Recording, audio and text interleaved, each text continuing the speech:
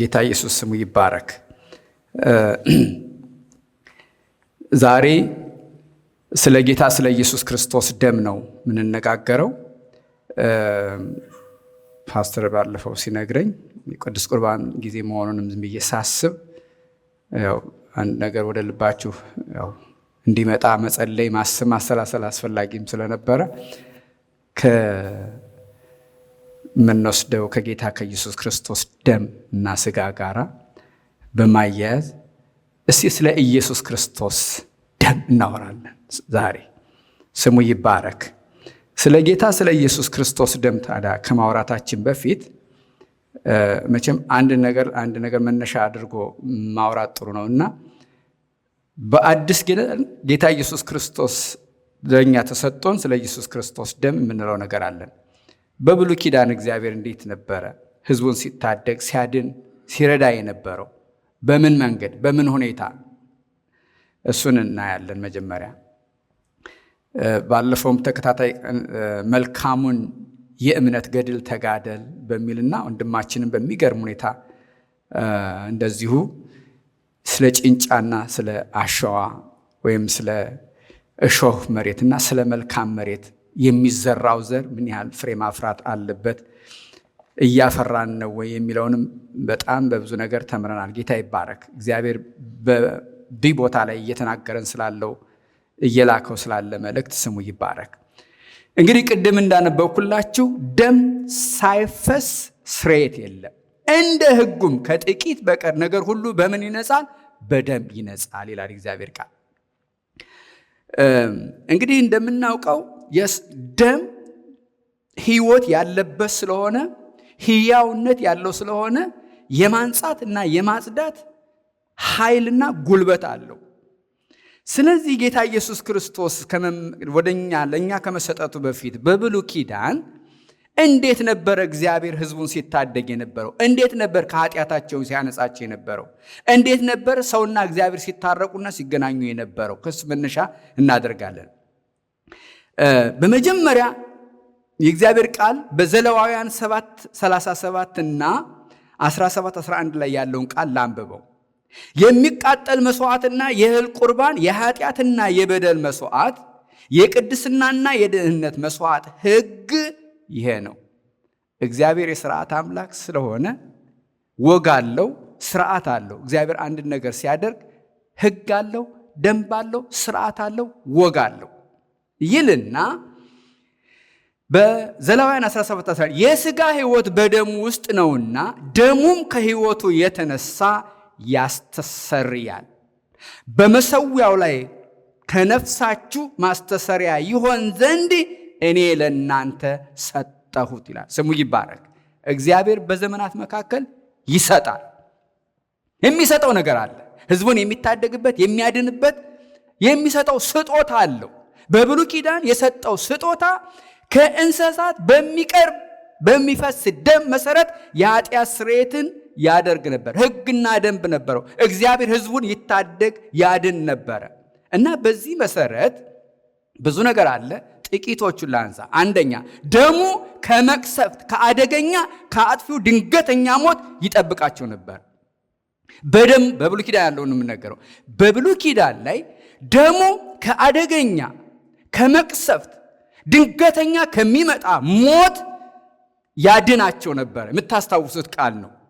ዘጸአት 12:13 ላይ ደሙ ባላችሁበት ቤቶች ምልክት ይሆንላችኋል፣ ደሙንም ባየው ጊዜ ከእናንተ አልፋለሁ፣ እኔም የግብፅን አገር በመታው ጊዜ መቅሰፍቱ ለጥፋት ወደ እናንተ አይመጣም ይላል። ይህም እነሱን የሚታደጋቸውና የሚያድናቸው የነበረው በደሙ አማካኝነት ነበረ። ሌላ ተጨማሪ ቃል ላንብብ። ሙሴም እስራኤልን ሽማግሌዎች ጠርቶ አላቸው፣ በቤታችሁ ጠቦት ምረጡ፣ ወስዳችሁ ለፋሲካ እረዱት፣ በሂሶጵ ቅጠልም ጭብጥ ውሰዱ፣ በዕቃው ውስጥ ባለው ደም ንከሩት፣ በዕቃውም ውስጥ ካለው ደም ሁለቱም መቃኖችና ጉበኑን እርጩ፣ ከእናንተም አንድ ሰው ከቤቱ ደጅ እስኪነጋ አይውጣ፣ እግዚአብሔር ግብፃውያንን ይመታ ዘንድ ያልፋልና ደሙንም በጉበኑና በሁለቱ መቃኖች ላይ ባየ ጊዜ እግዚአብሔር በደጁ ላይ ያልፋል፣ አጥፊው ይመታችሁ ዘንድ ወደ ቤታችሁ አይገባም ይላል። ስሙ ይባረክ። በዛን ሰዓት ደሙን በመቃኑ ላይ ሲቀቡ እና ሲረጩ መቅሰፍት፣ ሞት፣ አጥፊው ወደ እነሱ ቤት አይገባም ነበር። ስሙ ይባረክ። እግዚአብሔር በዚህ ሁኔታ እስራኤላውያኖችን ይታደግና ይረዳ ነበር። ሌላው ደግሞ ተጨማሪ ሁለተኛው ደሙ የቃል ኪዳን ማረጋገጫ ማህተም ሆኖ እግዚአብሔርና ሕዝቡን ፊት ለፊት እንድታያዩ ድልድይ ነበር። በተጨማሪም ደሙ በመጽሐፉና በሰው ላይ ይረጭ ነበረ። ይገርማችኋል። ድሮ እንደዚሁ በሕዝቡና በእግዚአብሔር መካከል እርቅ የሚደረገው የነበረው ፊት ለፊት እንድታያዩ የነበረው ደሙ ይረጭ ነበረ። ራሱ መጽሐፉ ይረጭ ነበረ። ሕዝቡም ይረጭ ነበረ። በዛን ሰዓት ሕዝቡና እግዚአብሔር ፊት ለፊት ይገናኙ፣ ይተያዩ ነበረ። ስሙ ይባረክ። ዘጸአት 26:16-11 ሙሴም የደሙን እኩሌታ ወስዶ በቁሬ ውስጥ አደረገው፣ የደሙንም እኩሌታ በመሠዊያው ላይ ረጨው፣ የቃል ኪዳኑንም መጽሐፍ ውስጥ ለሕዝቡ አነበበላቸው። እነርሱም እግዚአብሔር ያለውን ሁሉ እናደርጋለን እንታዘዝማለን አሉ። ሙሴም ደሙን ወስዶ በሕዝቡ ላይ ረጨው ይላል። ስሙ ይባረክ። በዚህ ቃል ሁሉ እግዚአብሔር ከእናንተ ጋር ያደረገው ቃል ኪዳኑ ደም እነሆ አለ። ሙሴም አሮንም ናዳብም አብደናጎም እስራኤልም 70 ሽማግሌዎች መጡ፣ የእስራኤልንም አምላክ አዩ ይላል። ያ ደም በሚረጭበት ጊዜ ደሙ ሲረጭ ሕዝቡና እግዚአብሔር መተያየት ጀመሩ። ያለ ደሙ ያለ መስዋዕቱ እግዚአብሔርና ሕዝቡ አይተያዩም ነበረ። ይቅርታ፣ አይተያዩ ነበረ። የሚተያዩት ያ ደም በሚረጭበት ጊዜ ነበረ። ሌላ እንደገና ተጨማሪ ከእግሩም በታች እንደ ሰማይ መልክ የሚያበራ እንደ ብሩህ ሰምጴር ድንጋይ የሚመስል ወለል ነበረ። እጁንም በእስራኤል አዛውንቶች ላይ አልዘረጋም።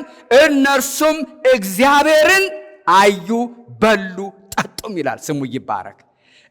እግዚአብሔርና ሕዝቡ የሚገናኙት የነበረው በዚህ መስዋዕት በሚቀርብበት በሚታረደው በግ በሚረጨው ደም አማካኝነት ነበረ። ስሙ ይባረክ። ሙሴም ትእዛዛቱን ሁሉ እንደ ሕጉ ለሕዝቡ ሁሉ ከተናገረ በኋላ የጥጆችና የፍየሎች ደም ከውሃና ከቀይ የበጉር ጠጉር ከሂሶጵም ጋር ይዞ እግዚአብሔር ያዘዛቸው የቃል ኪዳን ደም ይህ ነው ብሎ በመጽሐፉና በሕዝቡ ላይ ረጨው ይላል። ስሙ ይባረክ። ቅድም እንደነገርኳችሁ በመጽሐፉና በሕዝቡ ላይ ረጨው። ሕዝቡም እግዚአብሔር የሚለንን ነገር እንታዘዛለን፣ እንሰማለን አሉ።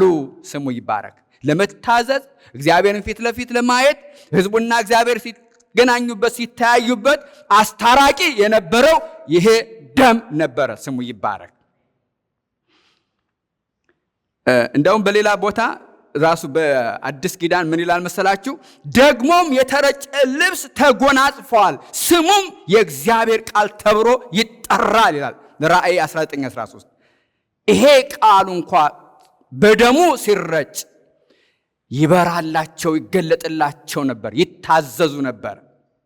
ሶስተኛው ካህናቱ አገልጋዮችና ሕዝቡ ጭምር ከእርሱ ጋር ያሉት ልጆቻቸውም ሁሉና ልብሶቻቸው የሚቀደሰው በደሙ ነበረ። እንግዲህ ተመልከቱ፣ አገልጋዮቹ፣ ካህናቱ፣ ልጆቻቸው ያላቸው ልብሳቸው፣ ማንነታቸው ሁሉ የሚቀደሰው በምን ነበር ይላል? በደሙ ነበረ። ዘጸአት 29:29 በመሠዊያም ላይ ካለው ደም ከቅብዓቱ ዘይትም ወስደህ በአሮንና በልብሱ ላይ ከእርሱም ጋር ባሉት በልጆቹና በልብሶቻቸውም ላይ ትረጨዋለህ። እርሱም ልብሱም ከእርሱም ጋር ልጆቹ ልብሶቻቸውም ይቀደሳሉ ይላል። ስሙ ይባረክ። የልብሰ ተክህኖ ልብሳቸው የሚቀደሰው ያ የተሰፋውን ልብስ ዝም ብለው አፈፍ አድርገው አይለብሱትም፣ አይደርቡትም ነበረ። ለልጆቻቸው የገዙትን ልብስ አንጥተው ዝም ብሎ አያለብሷቸውም ነበረ። ገንዘብ ስለሌላቸው ገዝተው አምጥተው አያለብሱም። ይቀድሱት ነበረ፣ ይረጩት ነበረ በደሙ። ያኔ ይቀደሱ ነበረ፣ ይነጹ ነበረ። ይህ እንግዲህ የብሉይ ኪዳኑን ስርዓት ነው የምነግራችሁ።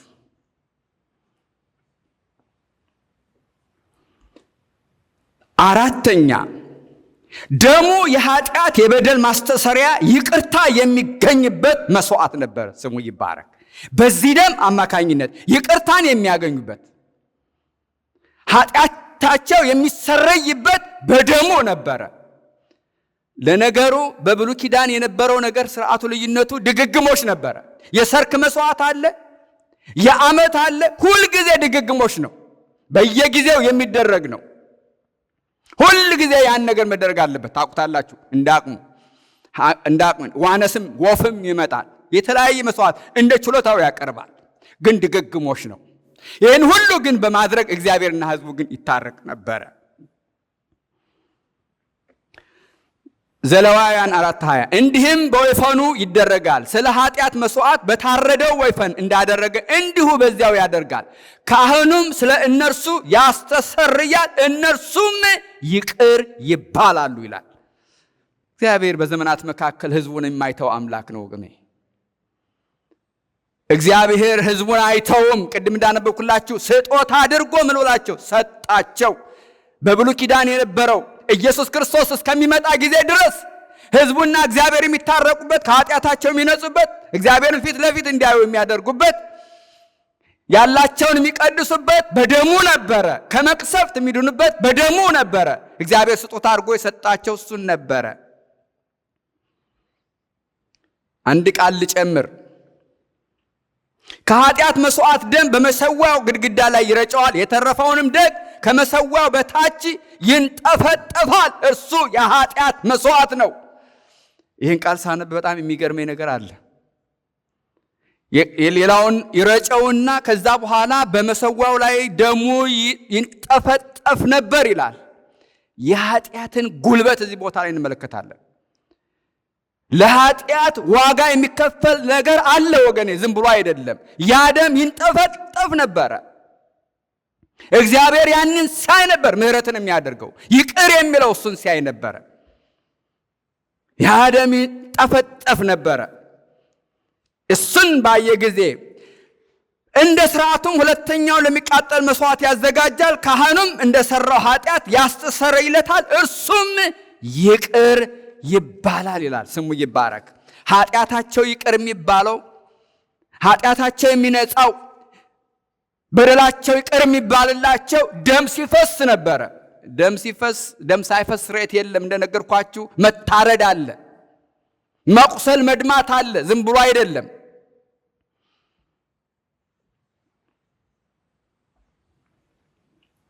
ሌላ ስድስተኛ አንድ ነገር ልጨምርላችሁና ወደ አዲስ ኪዳኑ ወደ ኢየሱስ ክርስቶስ ደም ሄዳለሁኝ። ደሙ በቤት በዘር ውስጥ ያለ መርገምን ለማንጻት፣ ለማናቸውም ደዌ ሕመም ለመፈወስ ሲጠቀሙበት ነበር። ደዌን፣ በሽታን፣ ከዘር ማንዘር የመጣን ነገር የሚያጸዱበት የሚያነጹበት በዚህ ደም አማካኝነት ነበረ። ዘሌዋውያን 14:51 እስከ 57 ያለውን የዝግባውንም እንጨት ሂሶጱንም ቀዩንም ግምጃ ሕያውንም ወፍ ወስዶ በታረደው ወፍ ደምና በምንጩ ውሃ ውስጥ ይነክረዋል፣ ቤቱንም 7 ጊዜ ይረጨዋል። ቤቱንም በወፉ ደም በምንጩም ውሃ በሕያው ወፍ በዝግባውም እንጨት ከሂሶጵ በቀዩም ግምጃ ያነጻዋል። ሕያውንም ወፍ ከከተማ ወደ ሜዳ ይሰደዋል፣ ለቤቱም ይሰረይለታል፣ ንጹሕም ይሆናል። አይገርማችሁም? ቤትም እኮ ኃጢአት መርገም አለበት እኮ። ቤት መንጻት አለበት፣ መጽዳት አለበት። እግዚአብሔር ስለሰጠን ብለን ሰርተን ዘዋ እንበል። መንጻት መጽዳት አለበት። ማን እንደገነባው በምን እንደተገነባ እናውቅም። እኛ ግን መለየትና መቀደስ አለብን ይልና ቤቱም ይሰረይለታል ንጹሕም ይሆናል። ይህም ሕግ ነው። ሁሉም እንደ ለምጽ ደዌ ለቁርቁርም በልብስና በቤት ውስጥም ላለ ለምጽ በልብስም በቤትም በኩል ለምጽ ይመጣል፣ በሽታ ይመጣል። ወገኔ ግልና ለቁርቁርም በልብስና በቤት ላለ ለምጽም ለእባጭም ለብጉርም ለቋቁቻም ይላል። እንግዲህ በጊዜው የነበረው ሐኪሞች የገለጡት እንግዲህ ህመም አይነት ይሄ ነበር በጊዜው የተገለጠላቸው። በእነዚህ ሁሉ መድኃኒት ደሙን ሰጥቷቸው ነበር። እግዚአብሔር ስሙ ይባረክ። ይህን ሁሉ የሚያነጹበት ከቁርቁር ከቋቁቻ ከቁስል በተለያየ ነገር ከሚመጣ በልብስ ከሚመጣ ነገር ሁሉ ማንጫው ይሄ ነበር ይላል። ስሙ ይባረክ። ኦኬ እንግዲህ ተመልከቱት። በብሉይ ኪዳን የነበረው ስርዓትና ወግ እግዚአብሔር በዚህ መንገድ ህዝቡን ይታደግ ነበረ፣ ያድን ነበረ። ስሙ ይባረክ። እና እንደዚህ ከሆነ ታዲያ በዚህ መሰረት አንድ ሰዓት አለ ልንገራችሁ። ይሄ በግ በሰዓት በሚቀርብበት ጊዜ ታስታውሱ ከሆነ ሁለት ነገር ነው የሚያቀርበው። አንዱ ይታረድና ልክ የነገርኳችሁን ስርዓት ይደረግበት ነበር። አንዱ ግን ታርዶ የእስራኤልን በደልና ኃጢአት ይሸከምና ካህኑ ቄሱ ይጸልይበትና ወደ ምድረ በዳ ይላካል። ወደ ምድረ በዳ ይላካል። ነገሩ በዚህ መንገድ ነው የሚሆነው። ታስታውሱ ከሆነ አብርሃም ልጁን መስዋዕት ሊያደርግ ወደ ምድረ በዳ ወደ ተራራ በሚወጣው ወደ ሞሪያን ተራራ በሚሄድበት ጊዜ ትዝ ይላችኋል። ሁሉ ነገር ተዘጋጅቶ እንዳውም ልጁ ይስሐቅ የጠየቀው ጥያቄ አለ። አባቴ ቢላዋው አለ፣ እንጨቱ አለ፣ ሁሉ ነገር አለ፣ የመስዋዕቱ በግ የት አለ ብሎ ይጠይቀው ነበር። ትዝ ይላችሁ ከሆነ የመስዋዕቱን በግ እግዚአብሔር ያዘጋጃል አለ። እንግዲህ ተመልከቱት፣ ስርዓቱና ወጉን ስለሚያውቁት ነው። ከዛ በኋላ ታሪኩን ስለምታውቁት ከዚህ ጋር ስለሚድግ ነው። አጋደመውና ቢላዋውን ካንገቱ ላይ ሊያደርግ ሲል አብርሃም ወይ እጅህን ከልጅ ላይ አንሳና ተመልከት ሲል ቀና ብሎ ሲያይ ታስታውሳላችሁ። የእስራኤል በደልና ኃጢአት ተሸክሞ ካህኑ የሕዝቡን በደልና ኃጢአት አሸክሞ ወደ ምድረ በዳ የሚለከው ያ በግ ቀና ብሎ ሲመለከት አየው። ያ በግ ይስሐቅን ተካ። በደል የሌለበት፣ ኃጢአት የሌለበት፣ መርገም የሌለበት፣ ነገር ግን የሕዝቡን በደልና ኃጢአት ተሸክሞ በምድረ በዳ ያለ ተመለከተው። ከዛ እሱን ተካው።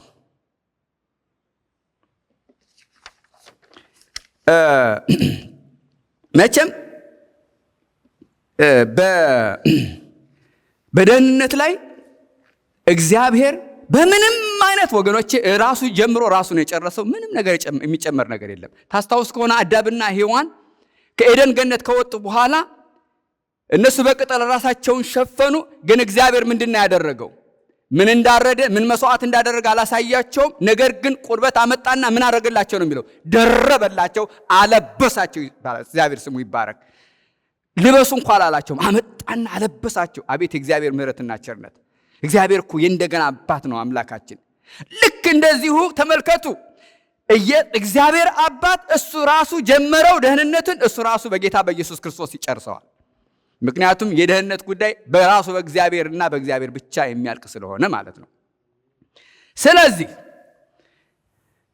እንግዲህ ተመልከቱት፣ የእንስሳት ደም ይሄንን ሁሉ ማድረግ ከቻለ፣ ከኃጢአት ካነጻ፣ ሰውና እግዚአብሔርን ካስታረቀ፣ ከበሽታ ከፈወሰ፣ ከመቅሰፍት ካዳነ፣ ይሄን ሁሉ ማድረግ ከቻለ የጌታ የኢየሱስ ክርስቶስ ደምማ እንዴት አብልጦ አያደርግ? ስሙ ይባረክ።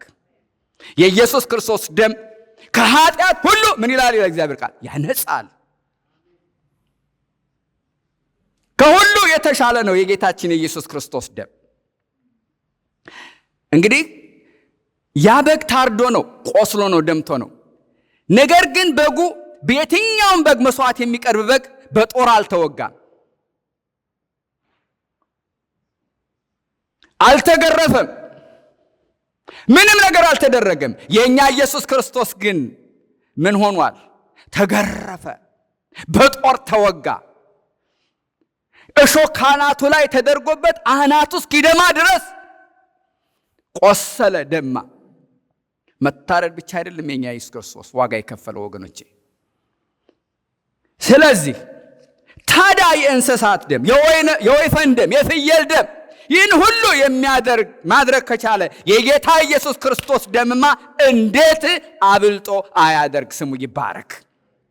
የጌታ ኢየሱስ ክርስቶስ ደም ክቡር ነው፣ የተለየ ነው ወገኖቼ። ስሙ ይባረክ። አንደኛ ደሙ ከማናቸውም እንስሳ ደም የከበረና የላቀ የበለጠ ነው። ስሙ ይባረክ። አዎ ይበልጣል የጌታ ኢየሱስ ክርስቶስ ደም። እንደነገርኳችሁ የጌታ ኢየሱስ ክርስቶስ ደም ይለያል። ከአባቶቻችሁ አንደኛ ጴጥሮስ 1:18 እስከ 19 ከአባቶቻችሁ ከወረሳችሁት ከንቱ ኑሯችሁ በሚያልፍ ነገር በብር ወይም በወርቅ ሳይሆን ነውርና እድፍ እንደሌለው እንደ በግ ደም በክቡር የክርስቶስ ደም እንደተዋጃችሁ ታውቃላችሁ። ሃሌሉያ። የኢየሱስ ክርስቶስ ደም የከበረ ነው፣ የላቀ ነው፣ ከእንስሳት ደም የተለየ ነው። ስሙ ይባረክ። ዕብራውያን 9:13 የኮርማዎችና የፍየሎች ደም በረከሱትም ላይ የተረጨ የጊደር ደም ስጋን ለማንጻት የሚቀድሱ ከሆነ ነውር የሌለው ሆኖ ለዘላለም በዘላለም መንፈስ ራሱን ለእግዚአብሔር ያቀረበ የክርስቶስ ደም እንዴት ይልቅ! ሃሌሉያ! ይልቃል፣ የተሻለ ነው። ከበግ ደም ይሻላል፣ ከኮርማ ደም ይሻላል። እኛ እኮ ዕድለኞች ነው ወገኖቼ። ለአንድ ጊዜ፣ ለሁል ጊዜ፣ ለዘላለምና ለሁሉ ሰው ኢየሱስ ክርስቶስ ሁሉን ፈጸመው። በየሳምንቱ፣ በየቀኑ፣ በየዓመቱ መስዋዕት አናቀርብም ወገኔ። አንድ ጊዜ ኢየሱስ ክርስቶስ ፈጽሞታል። ስሙ ይባረክ። ሀብታም የለ፣ ድሃ የለ፣ ለሁሉም ኢየሱስ ራሱን ሰጠ። ስሙ ይባረክ። ሃሌሉያ። ስሙ ከስሞች ሁሉ በላይ ነው። እሱ የጌቶች ሁሉ ጌታ ነው፣ የንጉሶች ሁሉ ንጉሥ ነው። ሃሌሉያ። ስሙ ይባረክ። ሁለተኛ አጠራጠር ለማድረግ ነው፣ ብዙ ነገር ነው ግን እንደው ትንሽ ሐሳብ እንዲገባን ብዬ ነው። የኢየሱስ ደም ብርቱና ጉልበት ራሱን ኢየሱስ ክርስቶስን እንኳን ወደ ውስጠኛው ክፍል ቅድስ እንዲገባ ያደረገው ደሙ ነው። ስሙ ይባረክ። ጊዜ ስለሌለኝ አልጠቀስኩትም እንጂ በብሉይ ኪዳን እኮ ካህናቶች ወደ ቅድስተ ቅዱሳኑ ሊገቡ ሲሉ መጀመሪያ መስዋዕት ቀርቦላቸው ኃጢአታቸው ይቅር ተብሎ ነው የሚገቡት። አለበለዚያ ዝም ብለው ዘው ብለው ከገቡ በዛው መቅረት አለ። መስዋዕት ተደርገው ተረጭተው ነፃ ወጥተው ነው የሚገቡት የነበረው። ኢየሱስ እንኳ የመጨረሻዋን የመጋረጃው ሲቀደድ ሰውና እግዚአብሔር እንዲገናኙ ያደረገው ያንን የቀደደው በደሙ ነው። ስሙ ይባረክ።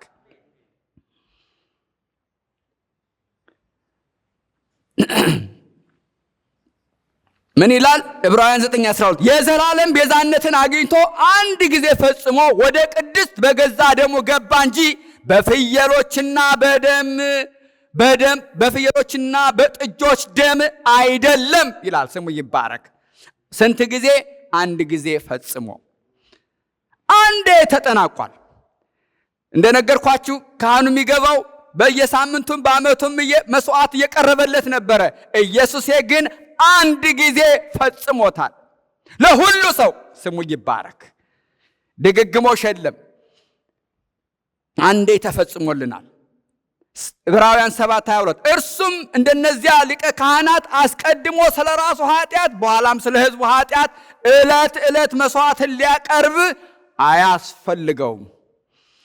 የድሮ ካህናቶች ምን ያደርጉ ነበረ? ዕለት ዕለት ኃጢአታቸውን በደሙ ያነጹ ነበረ። ኢየሱስ ግን አንድ ጊዜና ለሁል ጊዜና ለዘላለም ለሁሉም ሰው ለእኔም ለእናንተም ፈጸመው። ስሙ ይባረክ። ሃሌሉያ። ኢየሱስ ጌታ ነው።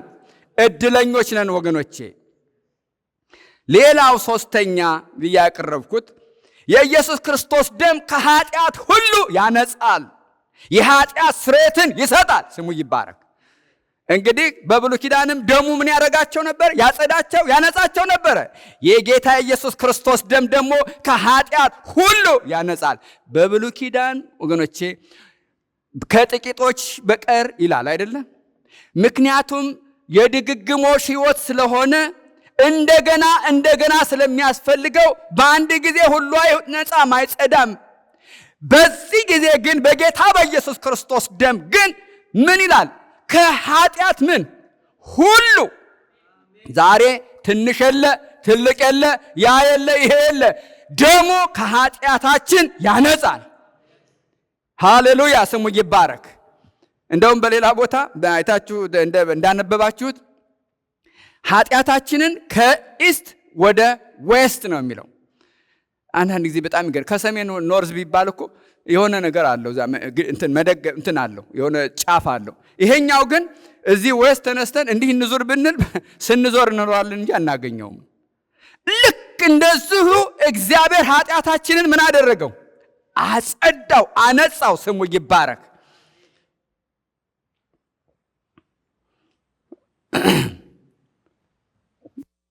በኮርማዎችና በፍየሎች ደም ኃጢአት እንዲያስወግድ ይቻል ነውና ይልና፣ ነገር ግን በብርሃን እንዳለ በብርሃን ብንመላለስ ለእያንዳንዳችን ኅብረት አለን። የልጁ የኢየሱስ ክርስቶስ ደም ከኃጢአት ሁሉ ምን ይላል?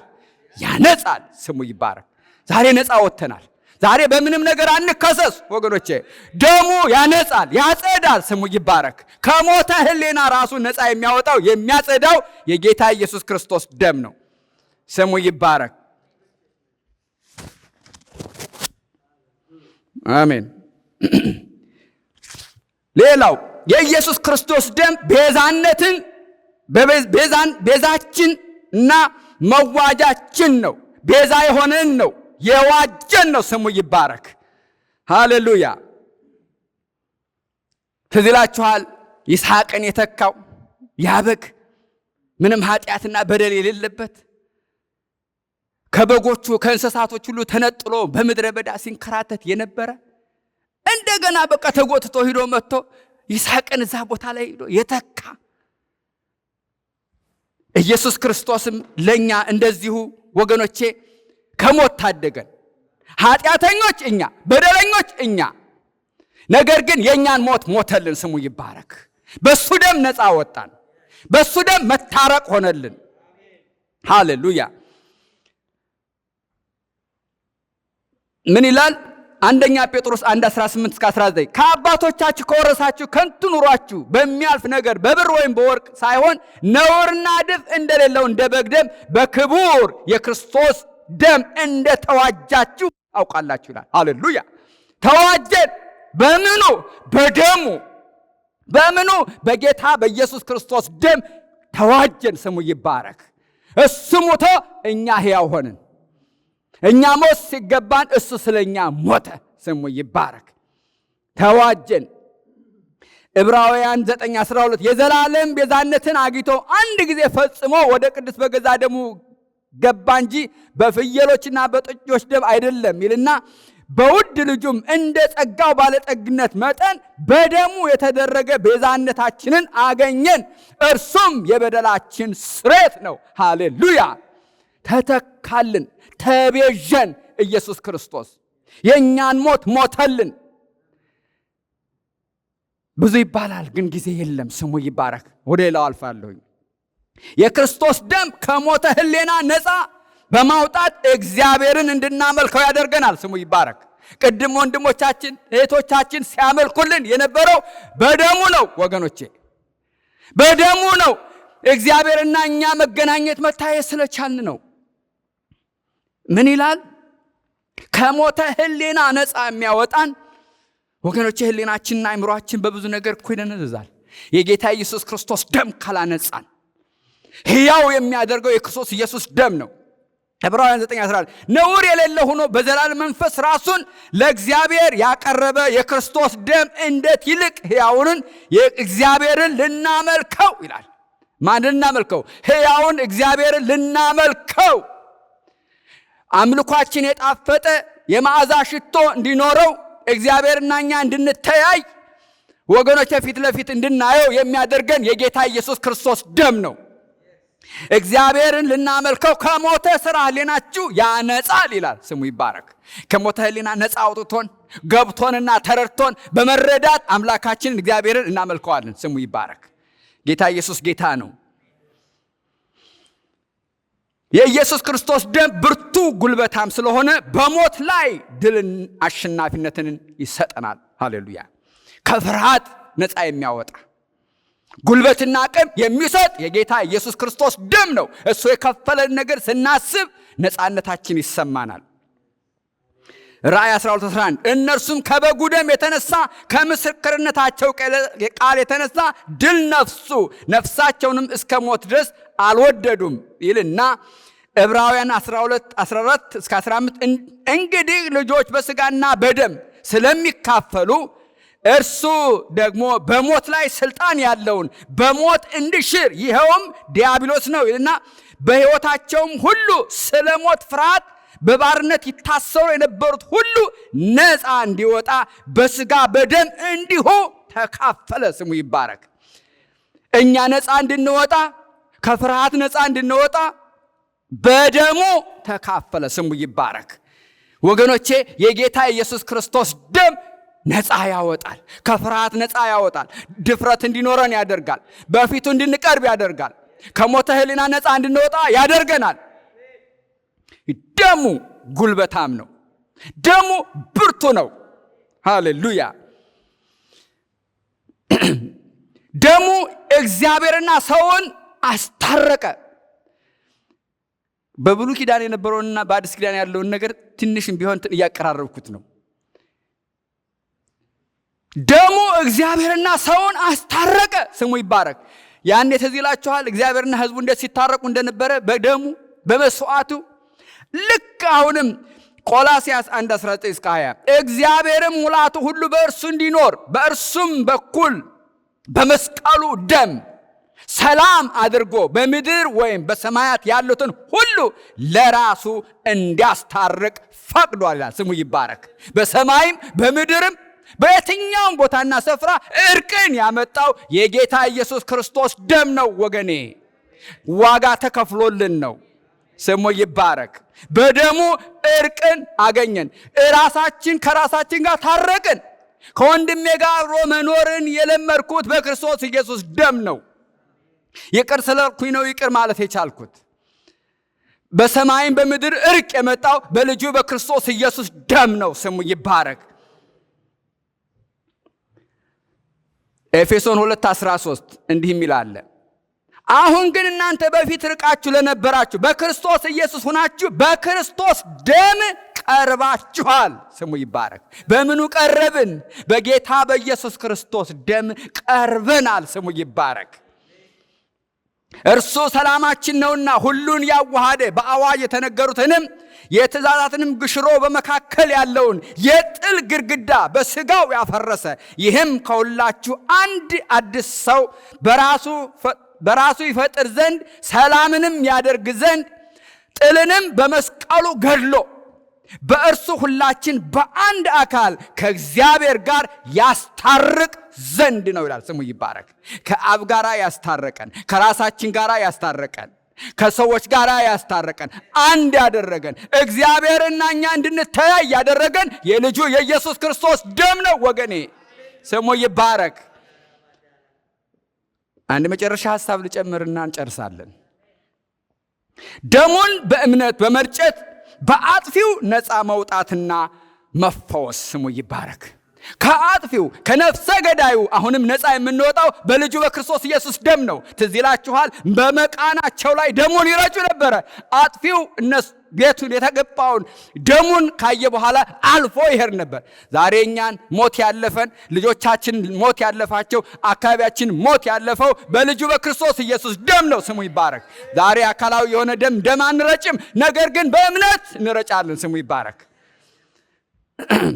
አንደኛ ጴጥሮስ 1:1-2 የኢየሱስ ክርስቶስ ሐዋርያ ጴጥሮስ እግዚአብሔር አብ አስቀድሞ እንዳወቃቸው በመንፈስም እንደሚቀደሱ ይታዘዙና በኢየሱስ ክርስቶስ ደም ይረጩ ዘንድ ለተመረጡ ይላል። ሃሌሉያ! ተመርጠሻል እህቴ፣ ተመርጠሃል ወንድሜ፣ ተመርጠናል። ዛሬ በክርስቶስ ኢየሱስ የተመረጥነው በደሙ ተረጭቶብን ነው። የደም ዋጋ ተከፍሎብን ነው። ዛሬ ቤትሽን በእምነት እርጪ፣ ቤትህን በእምነት እርጭ። ዛሬ ምንም ነገር ስንገዛ ቤትም እንግዛ ምንም እንግዛ በደሙ እንርጨው ወገኖቼ፣ እንቀድሰው፣ እንለየው። ስሙ ይባረክ። ለተመረጡ ይላል አጥፊው የበኩራት ልጆች እንዳይነካ ለፋሲካ ደምን መርጨት በእምነት አደረገ። አደራረጉ አሁን በእምነት ነው። ያኔ አካላዊ ነገር ደም እንዲህ ይረጭ ነበረ። አንድ ጊዜና ለሁል ጊዜ ለዘላለም ኢየሱስ ደሙን አንጠፍጥፎታልና ለእናንተ አንዴ ተፈጽሟል። ድግግሞሽ የለም። እሱን በማመን ዛሬ በቤታችን በጉበናችን በራሳችን ላይ እንረጨዋለን። ለዚህ ነው የጌታ ኢየሱስ ክርስቶስ ደም ላንተ የተቆረሰ ላንቺ የፈሰሰ የምንባለው። ለዛ ነው ወገኖቼ በእምነት እንቀበለዋለን። ይህን ሁሉ በህሊናችን በማሰብ እናደርገዋለን። ስሙ ይባረክ። በእምነት በእኛ ላይ በልጆቻችን ላይ እንረጨዋለን። አጥፊው በእኛ ላይ ስልጣን የለውም። ሞት በእኛ ላይ ስልጣን የለውም። በሽታ በእኛ ላይ ስልጣን የለውም። የጌታ ኢየሱስ ክርስቶስ ደም ከኃጢአት ሁሉ ምን ይላል? ያነጻል። ስሙ ይባረክ።